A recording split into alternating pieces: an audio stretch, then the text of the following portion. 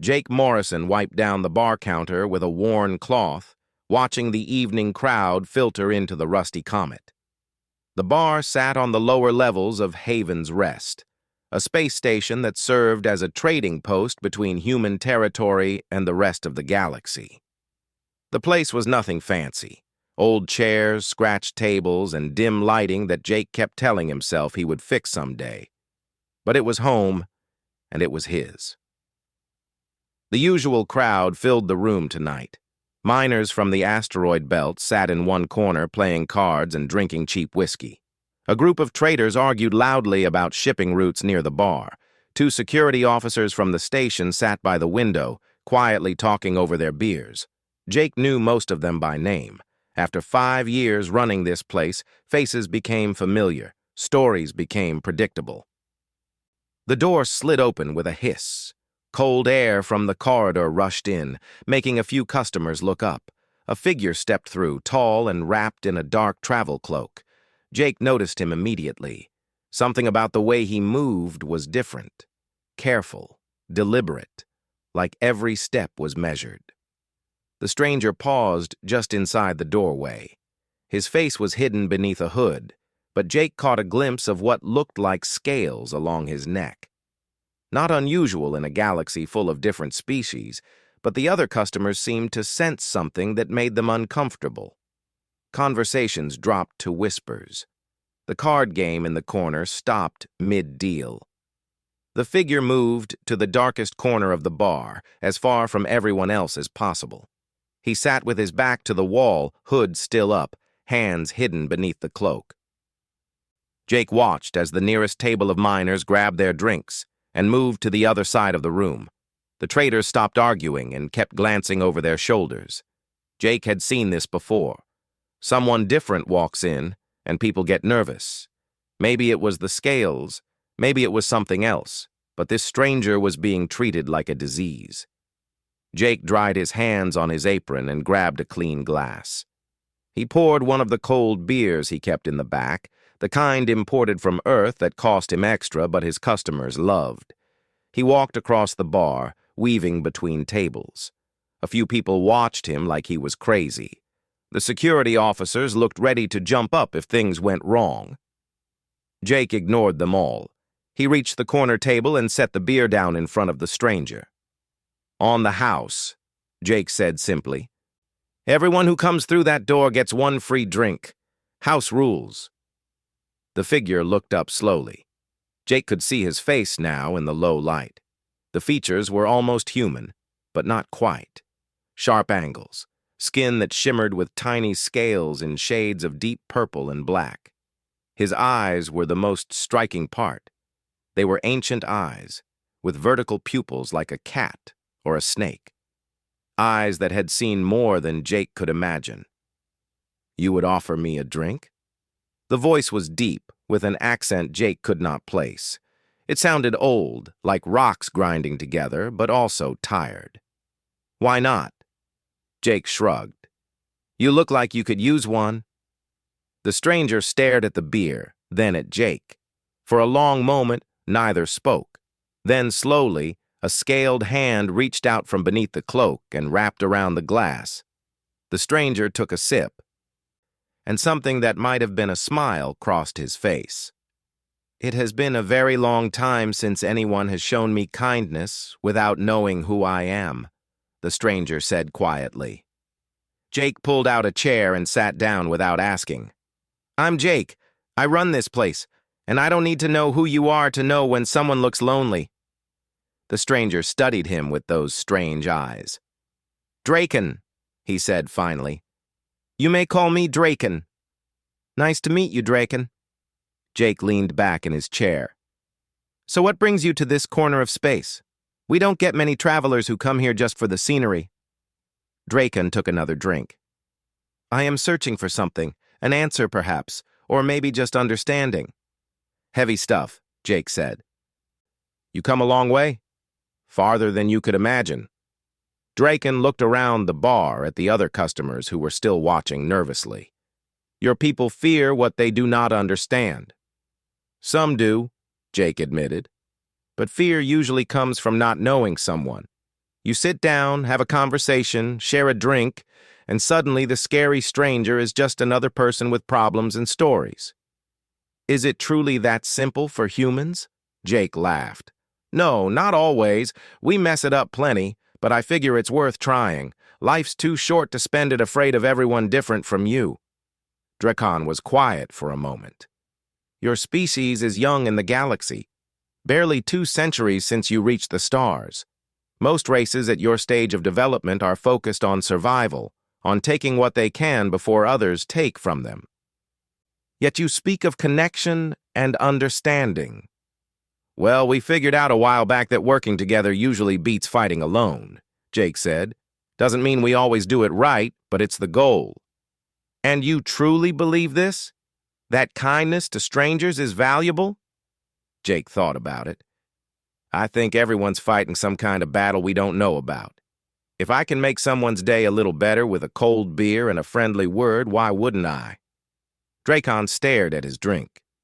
The beer was half gone now, and Jake noticed the tension in the stranger's shoulders had eased slightly. I have ruled for more than 2,000 years, Drakon said softly. I have commanded fleets that could burn worlds. I have made decisions that affected trillions of lives, and yet, I cannot remember the last time someone simply asked me how I was, without wanting something in return. Jake blinked. 2,000 years. Fleets. This was no ordinary traveler, but he kept his face calm. Sounds lonely? It is the loneliest existence you could imagine. They sat in silence for a while. Around them, the bar slowly returned to normal. Conversations picked back up. The card game resumed. People stopped staring quite so much. You know, Jake said eventually, I lost my wife 3 years ago. Station accident. After that, I thought about leaving, going back to Earth, starting over. But I realized something. The pain doesn't go away just because you run from it. Sometimes you just need to sit with it, acknowledge it, and keep moving forward.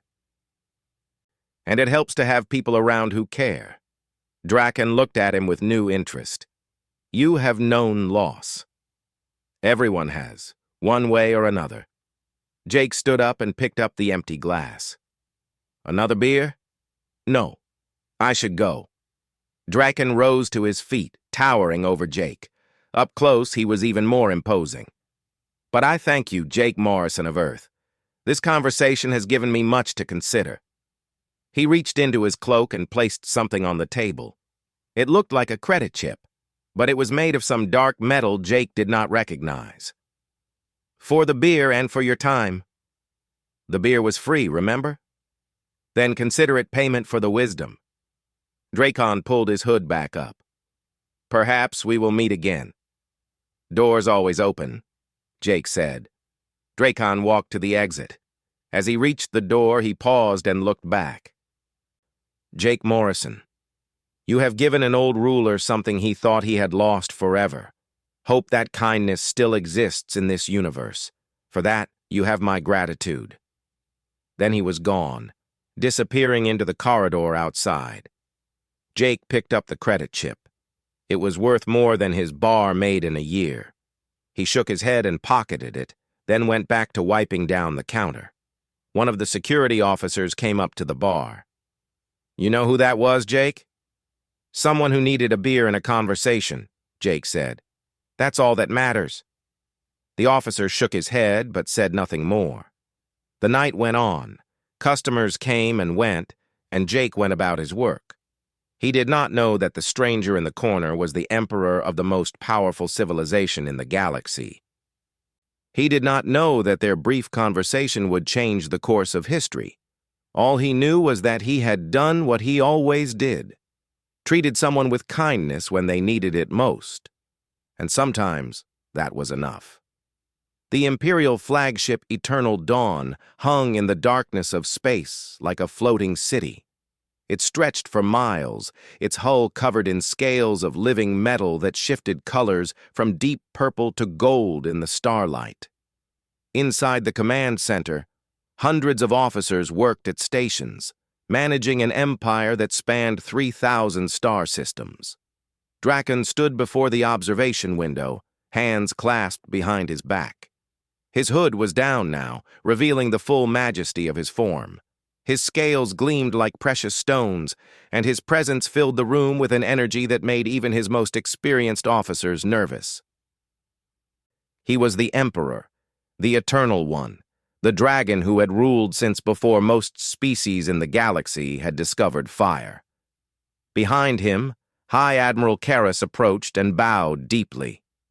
"Your Majesty, the War Council awaits your presence." Drakon did not turn. "Tell me, Karras, how many rebellions are active in the Outer Territories?" 17 major uprisings, Your Majesty. 43 minor resistance movements. The Velkari system has completely stopped sending tribute. The Margon colonies have declared independence. Enough. Drakon raised one clawed hand. "In 2,000 years, I have never seen our empire so fractured. Why now? What has changed?" Karras hesitated. "The younger species grow restless, Your Majesty. They say the empire takes too much and gives too little. They speak of freedom and self-determination. They speak of things they do not understand." Drakon turned to face his admiral. "We brought order to a chaotic galaxy. We ended the wars between species. We created trade routes and defended them from pirates and worse. We gave them peace." "Yes, Your Majesty. But they say peace at the point of a weapon is not true peace." Drakon's eyes narrowed. "Who says this?" "Everyone, Your Majesty." Karras looked uncomfortable. "Even some of our own people question whether the old ways still serve us." The Emperor was silent for a long moment. He thought about the human bar owner on that small station, Jake Morrison, who had offered him a beer without knowing who he was, who had spoken of kindness and connection as if they were the most natural things in the universe. "Assemble the War Council," Drakon said finally. "It is time we discuss the future of the Empire." Across the galaxy, on the planet Velkar Prime, a different kind of meeting was taking place. The Velkari were an insectoid species, their bodies covered in hard shells that gleamed blue and green. They had been part of the Draconian Empire for 600 years, but now their patience had run out. Commander Zixtar stood before a crowd of thousands in the capital city square. Her voice was amplified across the planet through speakers and broadcasts. "For too long, we have bent our necks to the dragons. We have given them our resources, our ships, our very children to serve in their endless wars. And what have they given us in return?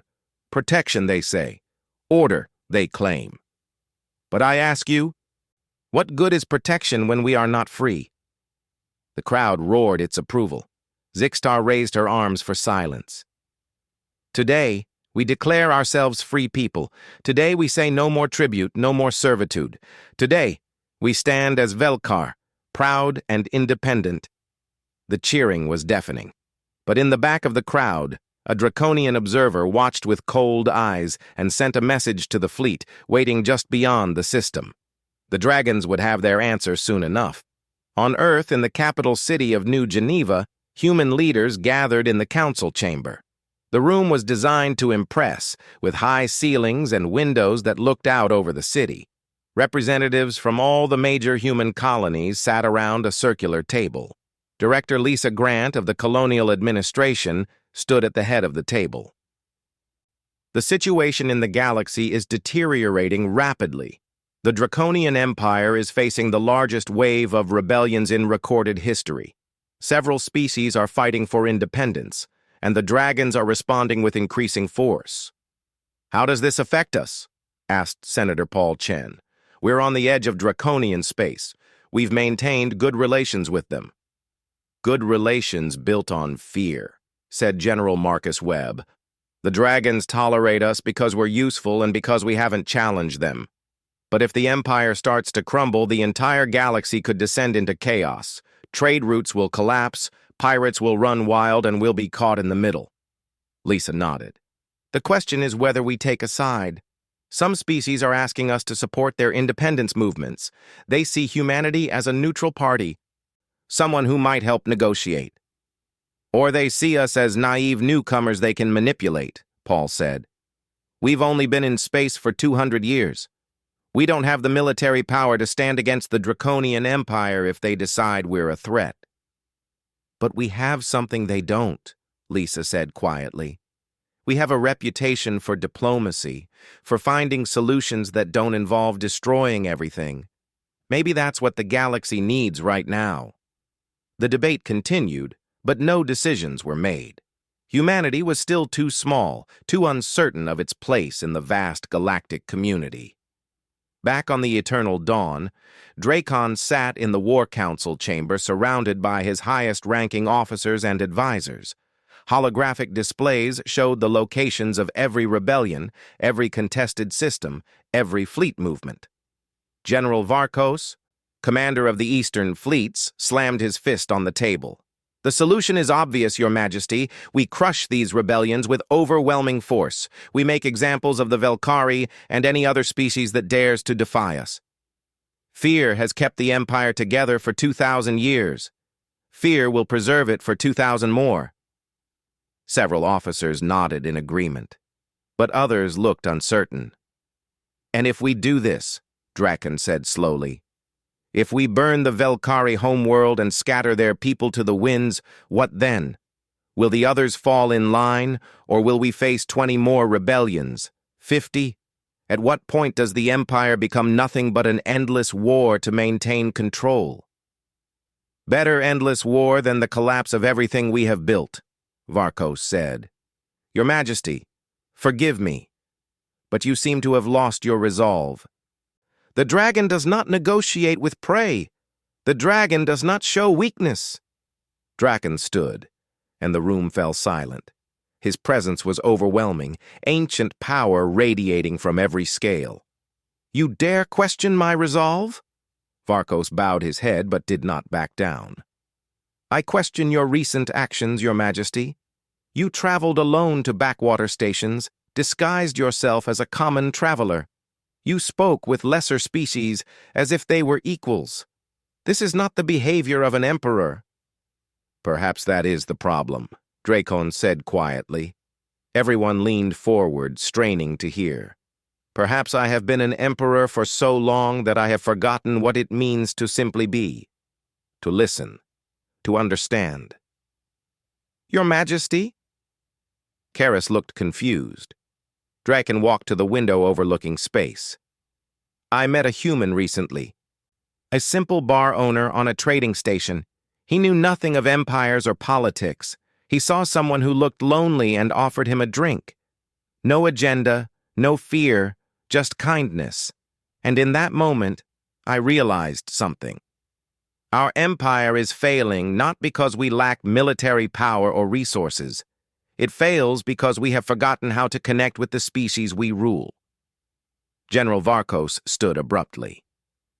With respect, Your Majesty, this is madness. You would risk everything we have built because one primitive human was nice to you? The younger species do not understand strength. They do not appreciate order. They must be taught their place. Or, Dracon turned to face the council, we must learn ours. I am calling for a suspension of all military actions against the rebellious systems. Instead, I will send diplomats to negotiate. The room erupted in protests. Officers shouted over each other, arguing that this was suicide for the Empire. But Dracon raised his hand, and silence fell like a hammer. This is not a request, he said. It is an order. We will try a different path. And if you cannot follow me on this path, then you are free to retire with honor. But I will not continue to rule an empire held together only by fear and violence. There must be something more.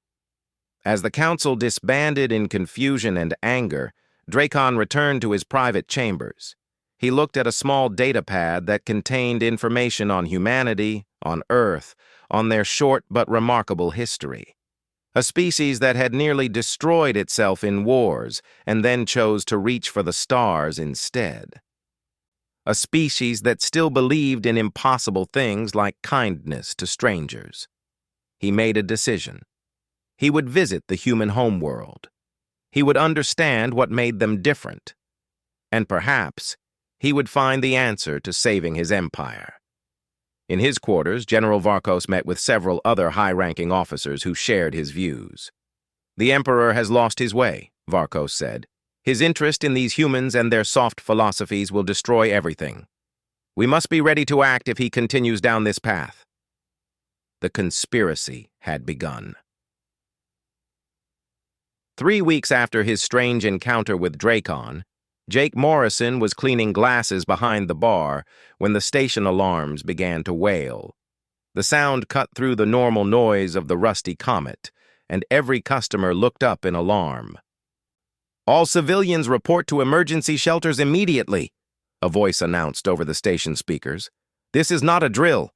Combat vessels have been detected on approach. All civilians to shelters now." Jake put down his glass and moved toward the door with his customers.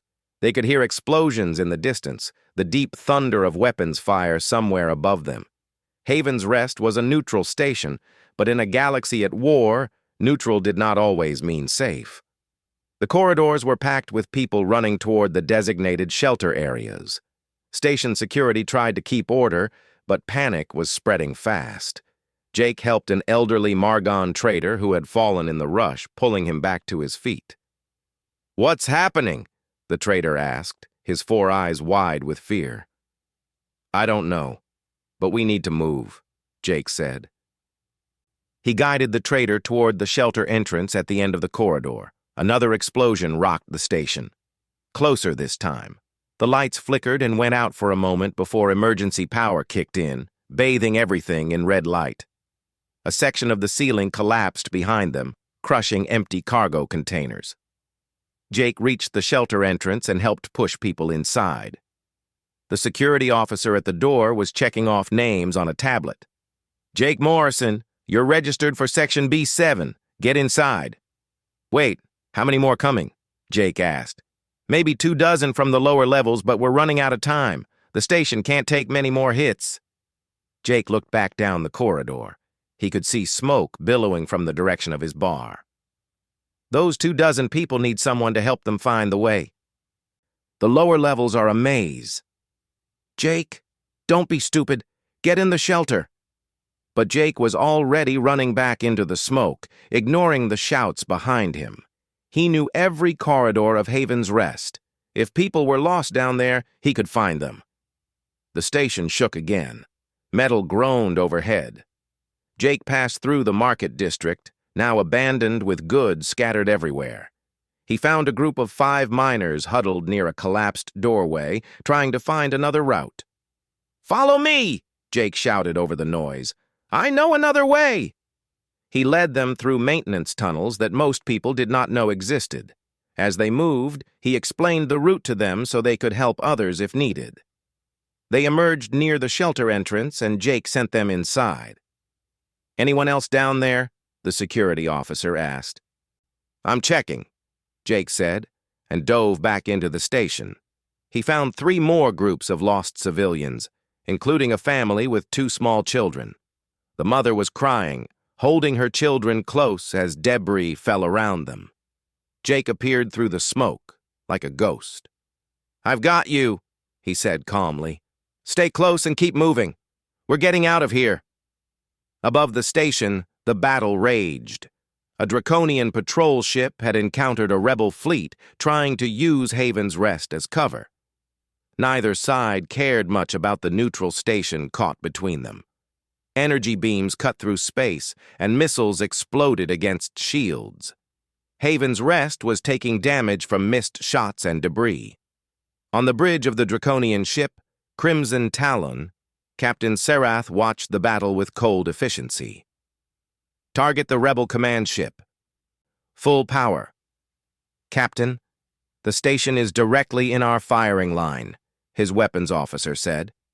"Then the station should have chosen its location more carefully. Fire." The massive beam weapon charged and fired, missing the rebel ship but cutting straight through a section of Haven's Rest. The station's outer hull breached, and atmosphere began venting into space.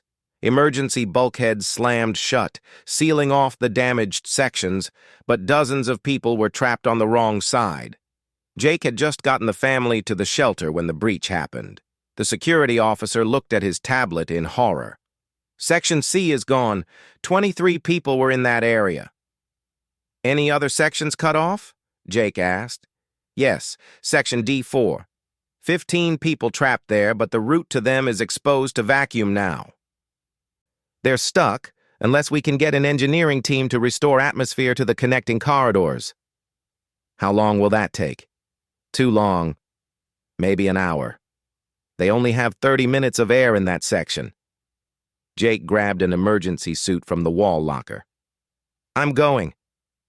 Jake, you'll die. Even with the suit, you have to cross 300 meters of exposed corridor. One mistake, one tear in the suit, and you're done. Then I won't make a mistake. Jake sealed the suit and checked the air supply. Good for 45 minutes if he was careful. The security officer grabbed his arm. This is insane. Those 15 people didn't ask to be trapped in a war zone, Jake said. Someone has to try. He entered the airlock leading to the damaged section. The door sealed behind him, and then the outer door opened. Air rushed out in a cloud of ice crystals, and Jake stepped into the void.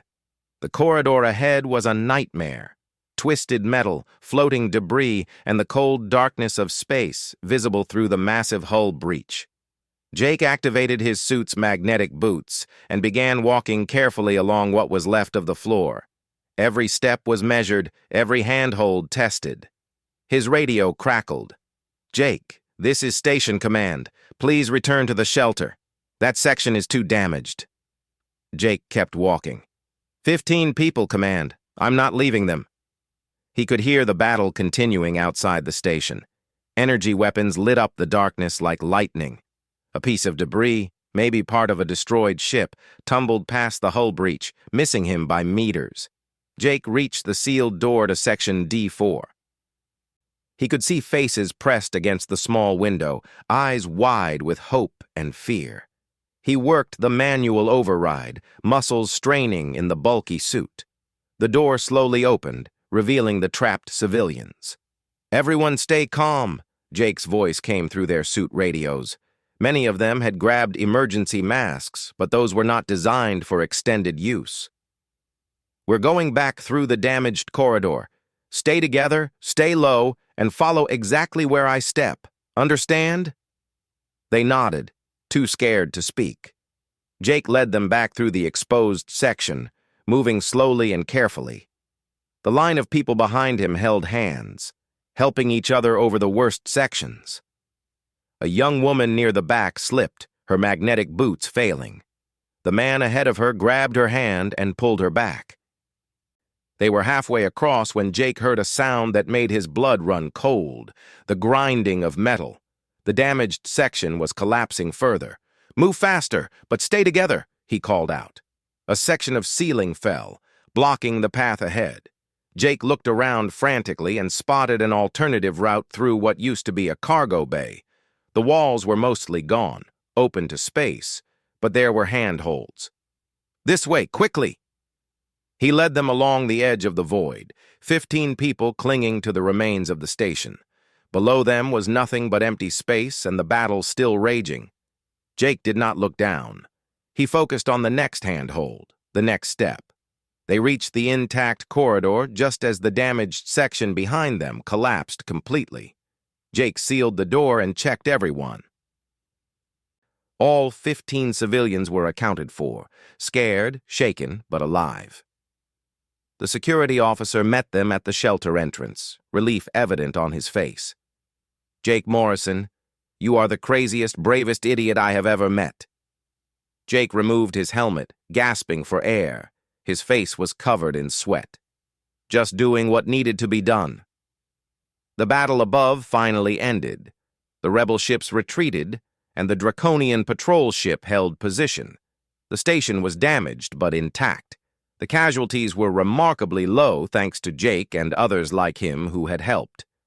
That evening, as Jake surveyed the damage to his bar, a ship docked at Haven's Rest.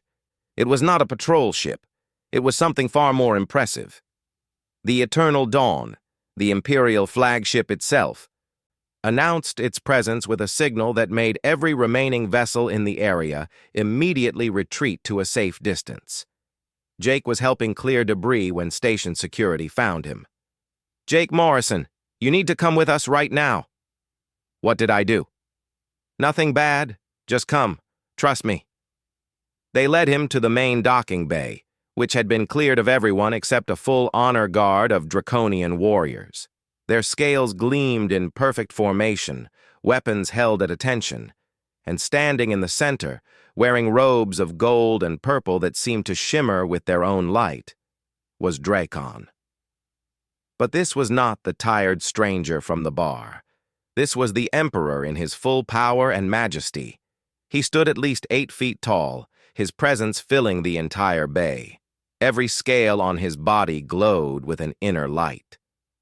His eyes, those ancient eyes, fixed on Jake with an intensity that should have been terrifying. The station commander fell to his knees immediately. The security officers bowed deeply. Jake, covered in dust and exhausted from the rescue efforts, just stood there and stared. Dracon approached him slowly, each step deliberate. The honor guard moved with him in perfect synchronization. He stopped in front of Jake and smiled, showing rows of sharp teeth. "Hello, Jake Morrison. I believe I owe you another beer." Jake blinked. "Dracon? You're the Emperor." "I am, and I have come to personally thank you for what you did today. My officers tell me you saved 38 lives during the attack, risking your own life repeatedly. This is the human way you spoke of, is it not? Helping others simply because it is right?" Jake nodded slowly. "Someone had to do it.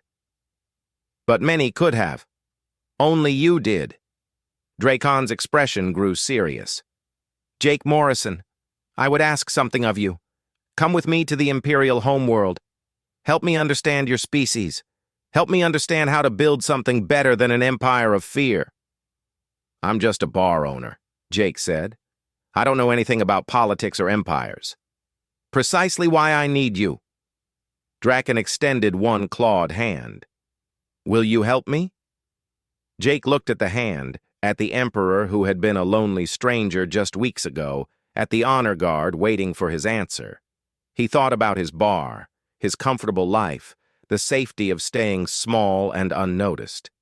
Then he thought about the 15 people he had saved today, about the difference one person could make. He reached out and shook Dracon's hand. "All right. I'll help." The journey to the draconian homeworld took 3 days aboard the Eternal Dawn. Jake spent most of that time in quarters that were larger than his entire bar had been. The room had a window overlooking space, and he often stood there watching the stars blur past as the ship jumped between systems. Dracon visited him on the 2nd day. The Emperor had changed from his ceremonial robes into something simpler, though still impressive. He found Jake staring out the window. "Having second thoughts?" Dracon asked. "About 100 of them," Jake admitted. "I keep thinking about what I'm doing here. I'm a bar owner from a space station. What do I know about helping an empire?" "You know more than you think." Dracon moved to stand beside him. "Tell me, Jake, when you decided to go back into the damaged sections of the station to rescue those people, did you stop to calculate the odds of success? Did you consider the political implications?" "No, I just knew people needed help." "Exactly. You acted from a place of pure compassion, without calculation or self-interest. That is something my empire has forgotten." Dracon gestured to the stars outside. "For 2,000 years, I have made every decision based on strength, on maintaining power, on keeping the empire together through force. And look where it has brought us. Rebellions everywhere, species that hate us, an empire that survives only through fear." "But you built something incredible," Jake said. "I've been reading about the Draconian Empire. You ended wars between dozens of species. You created peace." I created the absence of war. That is not the same as peace. Dracon turned to face Jake. When I sat in your bar, when you offered me that beer, I felt something I had not felt in centuries. A genuine connection with another being. No fear, no calculation, just simple kindness. That is what I want to bring back to the Empire, but I do not know how. Jake was quiet for a moment. You start small, one conversation at a time, one act of kindness at a time. Eventually, it spreads. And if it does not spread fast enough, if the Empire collapses while I try to teach ancient species new ways, then at least you tried something different. Jake looked at the Emperor. Doing the same thing over and over while expecting different results is insane. Maybe it's time to try something new. Dracon smiled. You would have made a wise advisor, Jake Morrison.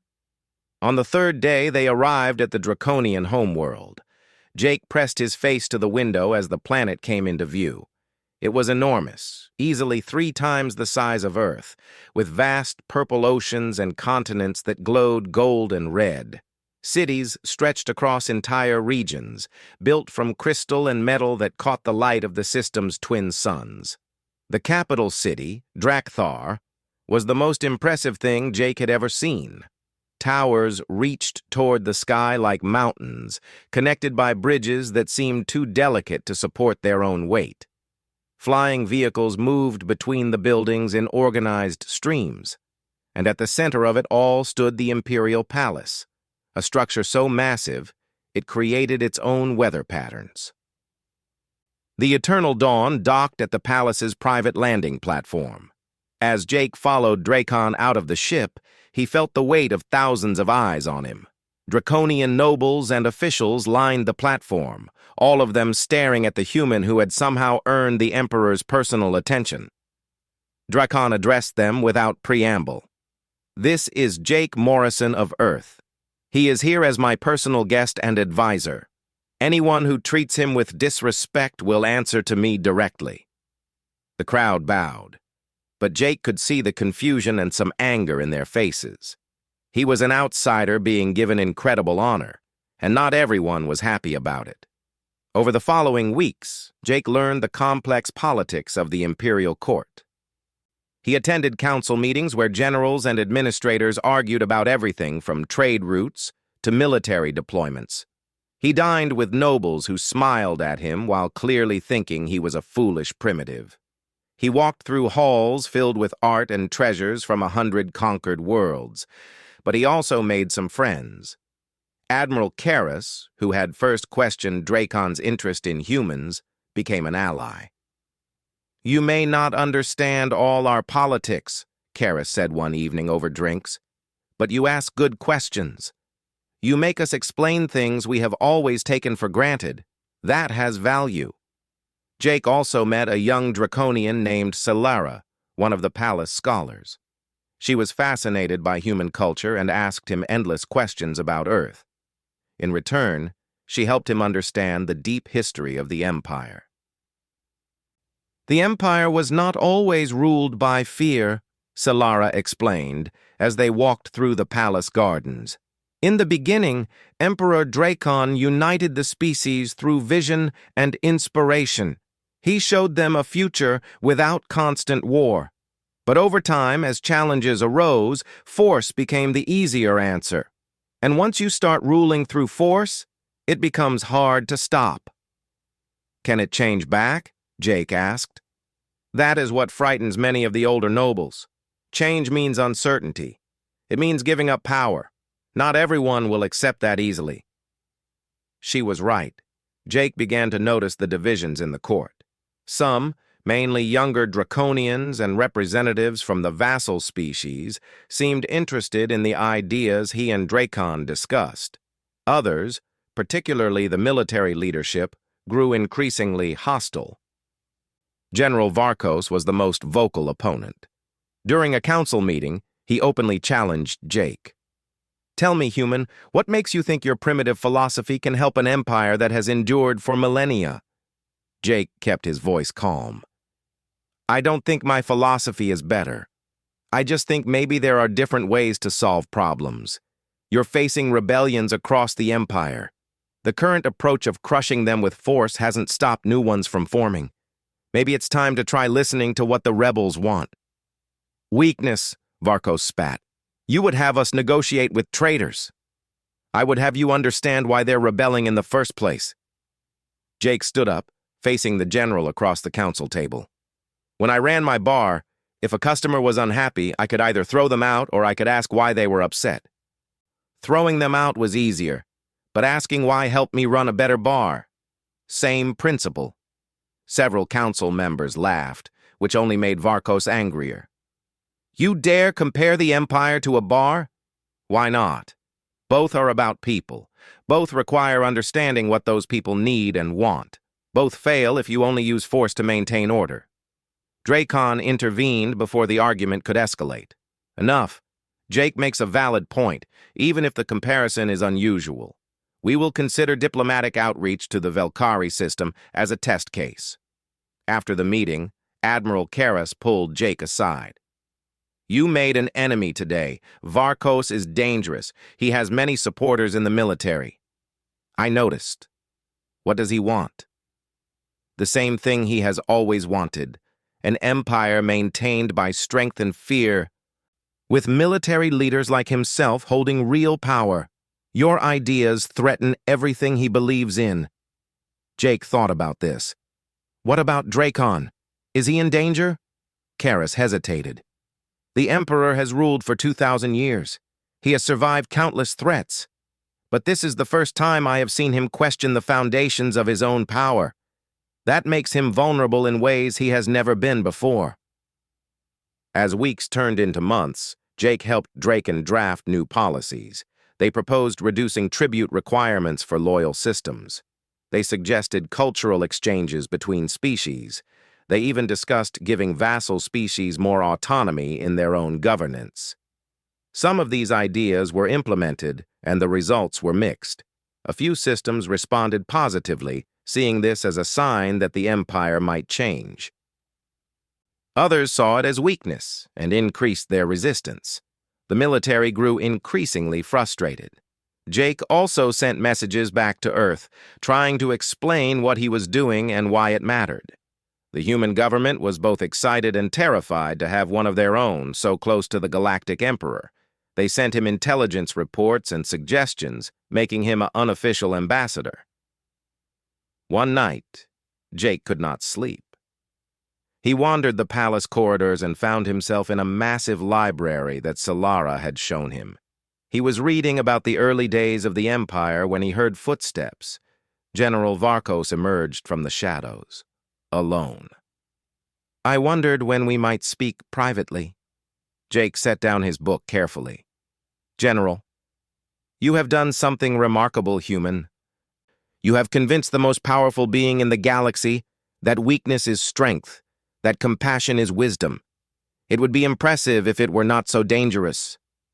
I'm not trying to make the Empire weak, but that is what you will do. Varkos moved closer. The Emperor has lost his way because of you. He speaks of understanding and negotiation when he should be crushing the rebellions without mercy. Every day we delay, more systems join the uprising. Every day we show weakness, the Empire crumbles a little more. Or maybe it's transforming into something better. There is nothing better than strength, nothing more reliable than fear. Varkos leaned in close. I want you to know something, human.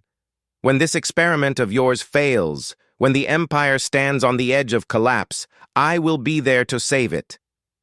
And you will not. It was a clear threat. Jake felt his heart racing but kept his voice steady. I'm not going anywhere.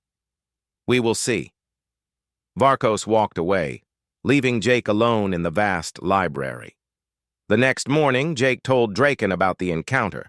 The Emperor's eyes grew cold and dangerous. Varkos goes too far. I should remove him from command.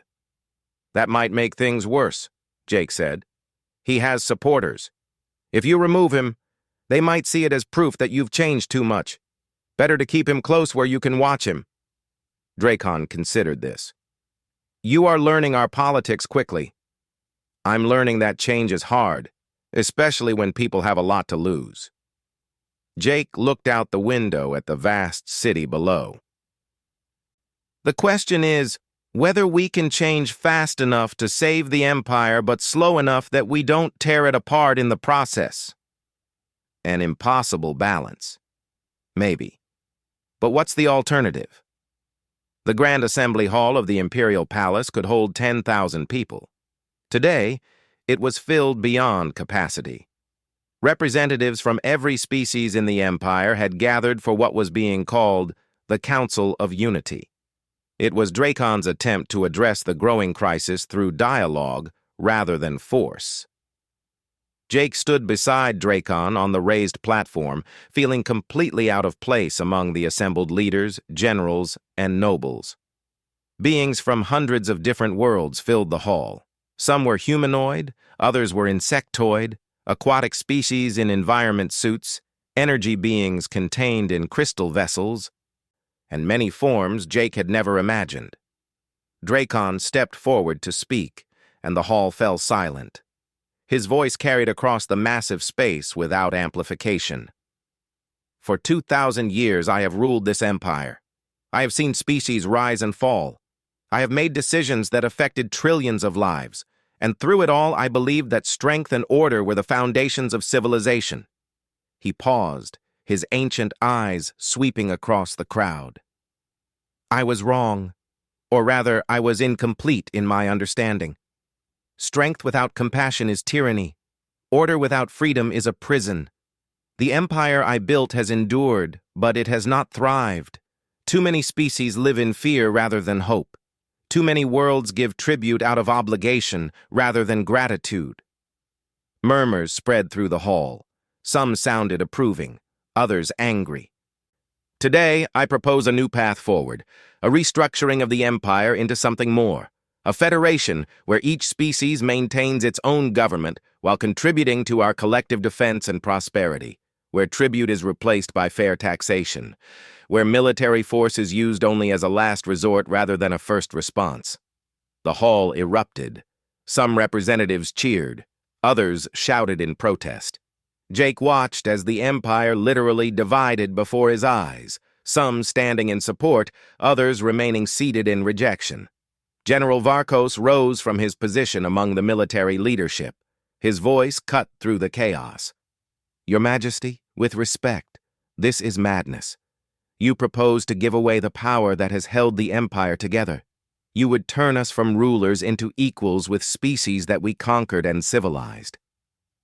This is not reform. This is surrender. Dracon's eyes fixed on his general. And what would you propose, Varkos? More war? More burning of worlds that dare to seek freedom? If necessary, yes. The empire was built on strength. It will be maintained by strength. Anything else is a betrayal of everything we stand for. Then perhaps what we stand for needs to change. Varkos smiled, but there was no warmth in it. Your Majesty, I invoke the right of challenge. According to the ancient laws of our people, when an emperor's decisions threaten the empire itself, a general may challenge their fitness to rule. The hall went completely silent. Jake felt his blood turn to ice. He had learned enough about draconian law to know what this meant. It was the only legal way to remove an emperor from power. Dracon showed no surprise. You invoke a law that has not been used in 800 years. Very well, General. State your challenge. Varkos stepped into the center of the hall. I challenge that you have been corrupted by the influence of this human and his weak philosophy. I challenge that your proposed reforms will destroy the empire. I challenge that you are no longer fit to rule. More murmurs spread. Several military commanders stood in support of Varkos, but others remained seated, uncertain. Under the right of challenge, you should face me in ritual combat, Varkos continued. But I know you would defeat me easily. You are the Eternal One, the strongest of our kind. So instead, I propose a different form of combat, a debate before this assembly. You will defend your vision for the empire. I will defend the traditional way. Let the representatives vote on which path they believe will ensure our survival. If I win the majority, you will step down and allow the military council to guide the Empire back to strength." Dracon considered this. Jake wanted to shout to tell him it was a trap, but he kept silent. This was Dracon's decision to make. "I accept your challenge, General. But I add one condition. Jake Morrison will speak on behalf of the reform position. You may choose any speaker you wish for tradition." Varkos smiled. "I will speak for myself. I need no other voice." The debate was scheduled for the next day, giving both sides time to prepare. That night, Jake paced in his quarters, terrified of the responsibility that had been placed on him. A knock on the door interrupted his panic. Dracon entered, calm and composed. "You are nervous." "Of course I'm nervous. The fate of the Empire might depend on what I say tomorrow. I'm just a bar owner, Dracon. I'm not a politician or a philosopher. What if I mess this up?" "Then you will have done your best." Dracon sat down, his massive frame somehow fitting in the human-sized chair. "Jake, do you know why I chose you to speak?" "Because I'm the one who got you into this mess?" Dracon laughed, a sound like distant thunder. "Because you speak from the heart without pretense or calculation. Varkos will have facts and figures and military logic. You have something more powerful. You have genuine belief in the possibility of a better way. That authenticity is what moved me in your bar that first night. It will move others tomorrow. And if it doesn't, if they vote for Varkos, then the Empire will continue as it has, and eventually it will fall. But at least we will have tried to offer an alternative." Dracon stood to leave. "Get some rest, Jake Morrison. Tomorrow we change the galaxy, or we fail trying." The next morning, the Grand Assembly Hall was even more crowded than before. News of the challenge had spread across the Empire, and the debate was being broadcast to every world. Billions would watch what happened here today. Varkos spoke first. He was an impressive speaker, his voice filled with conviction. He spoke of the glorious history of the Empire, of the chaos that had reigned before draconian rule, of the peace and order that had been maintained for 2,000 years. He spoke of strength and unity and the dangers of weakness in a hostile galaxy. "The universe respects only power," Varkos declared. "The moment we show weakness, the moment we give away our authority, we invite destruction. The rebellions we face now are not a sign that our methods have failed. They are a test of our resolve. Will we stand firm, or will we crumble at the first sign of difficulty? The human and his emperor would have you believe that kindness and understanding can replace strength. But I ask you, when have kind words ever stopped an invasion? When has understanding ever protected your worlds from those who would destroy you?" His speech was met with thunderous applause from the military faction and many of the older representatives. Then it was Jake's turn. He stood before the assembly, a simple human in casual clothes, looking at beings far older and more powerful than himself. He thought about his bar, about the lonely stranger who had walked in one night, about the people he had saved on Haven's Rest. "General Varkos is right about one thing," Jake began. "The universe can be a dangerous place. Strength matters. The ability to defend yourself matters. But he's wrong about what true strength means." He walked to the center of the hall, looking up at the thousands of faces watching him. "When my station was attacked, I had a choice. I could have stayed in the shelter where it was safe.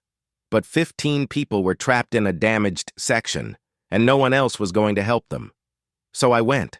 I didn't go because I was strong enough to guarantee success.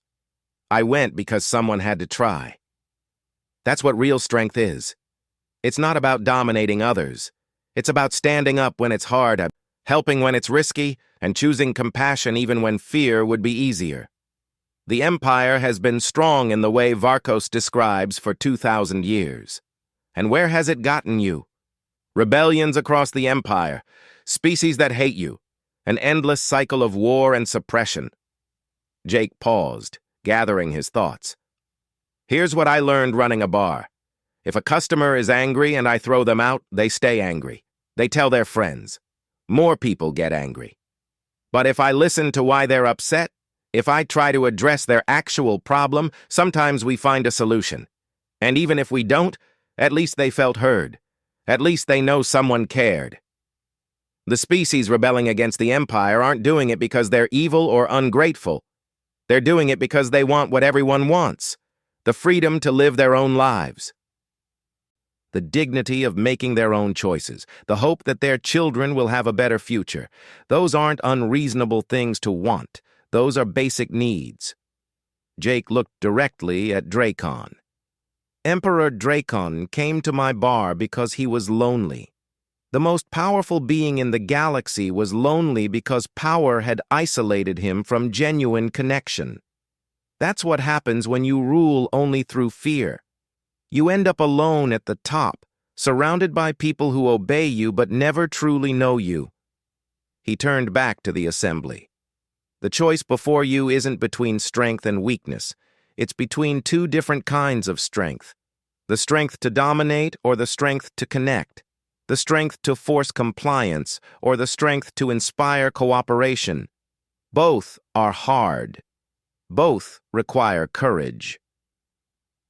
But only one builds something that lasts beyond fear. I know I'm young by the standards of most species here. I know humans are newcomers to the galaxy. But maybe that's why we can see something you've forgotten. We remember what it's like to be weak, to be afraid, to need help.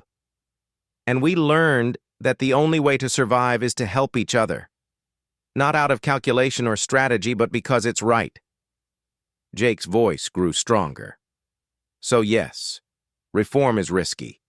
Yes, giving species more freedom means less control.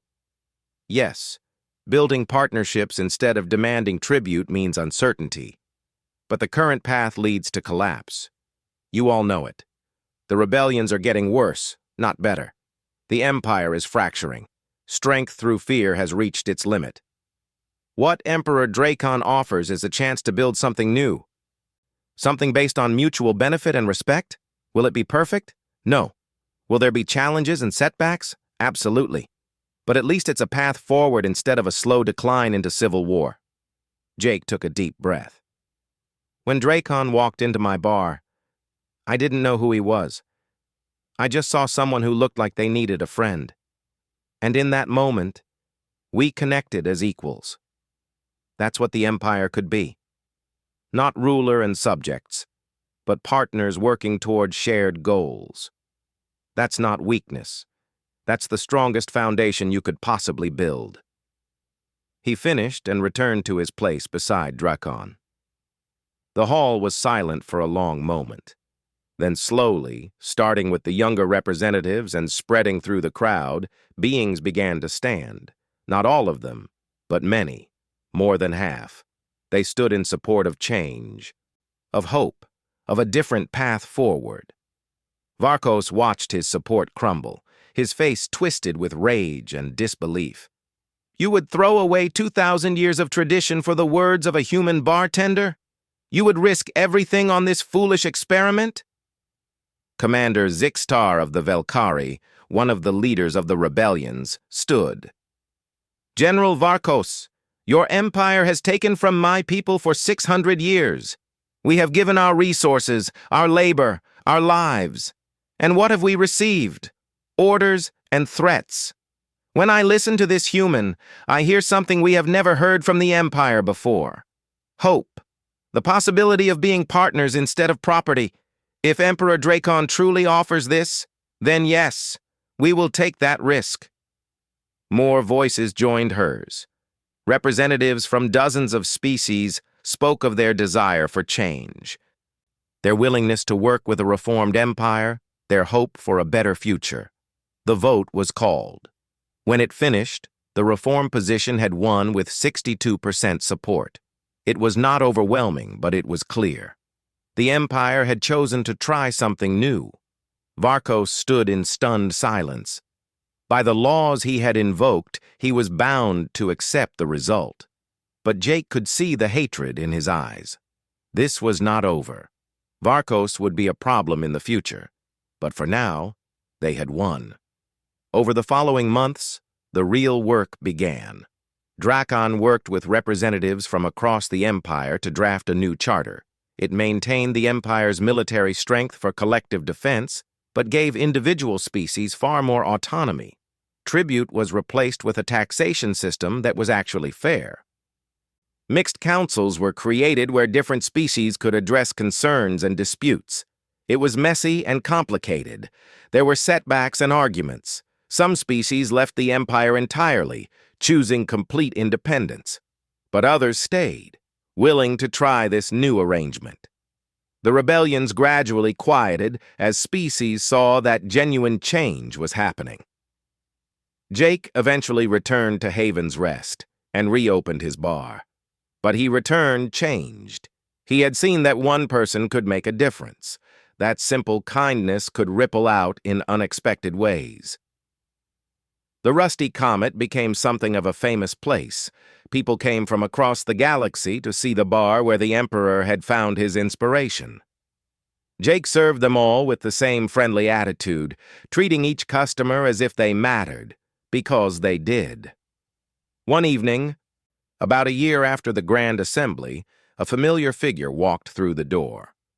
Drakon, without guards or ceremony, just a being looking for a drink and a conversation.